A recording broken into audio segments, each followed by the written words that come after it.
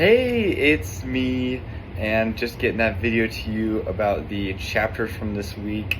Hope you're doing good. But yeah, just jumping into things. So, with chapter 7 and 8, it kind of starts about talking about three mindsets that really hold salespeople back. So the first is going to be procrastination, which is pretty straightforward, honestly.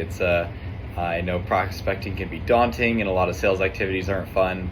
And so it can really be easy to get in the mindset of, oh, I'll just do it later, or I'll just do it tomorrow. And kind of goes back to the 30-day rule, which eventually you're going to definitely feel it. Another one is going to be perfectionism is a big one to avoid, just like it has to be perfect or I won't do it. And same thing with analysis paralysis, kind of in that world of just like over analyzing, trying to figure out every little detail. Sometimes you just got to do it. You just got to go for it. But the thing that I really like that he said later in chapter 7 was adopting the CEO mindset, which really goes back to, I am the head of this job, this position, the task that I'm doing, or in this case, the sales that I need to do.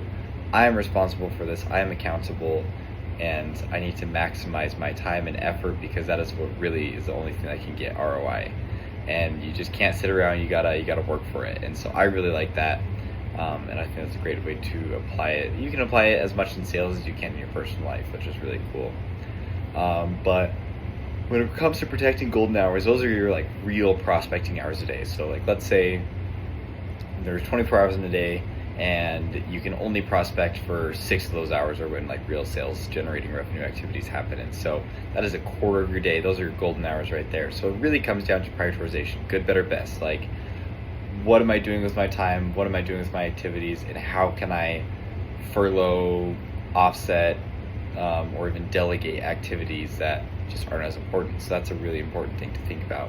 The next one though is like really goes into what they're called the platinum hours. So those non-selling hours, which is like, let's say you have that 6 hours of selling time. What can you do in those extra 2 hours? And that's where you can really do stuff like pre-call planning, developing proposals, emailing, planning, organizing, building your list, research. Those are all great things to do in those times. And then the formula for determining how much your time is worth is going to be annual income goal divided by number of working weeks times golden hours is what you are worth. So, for example, if your target earnings are $100,000 for the year, and you work 40 hours a week, or pardon me, 100,000 a year, you work 50 weeks in a year, and you have 6 golden hours a day, you can do the math on that and divide it down and be like, okay, this is what I'm worth an hour. And so that's a great way to kind of be like, okay, this is what I could be making, this is what I could be generating, or more. What do I need to do to get there? What can I offload? And it really goes back into time management, which is a great thing. And that's what I'm working on right now, is just avoiding distraction from cell phones and time management and really focusing on what actually makes a difference. But hope to see you in class. Have a great day. Bye.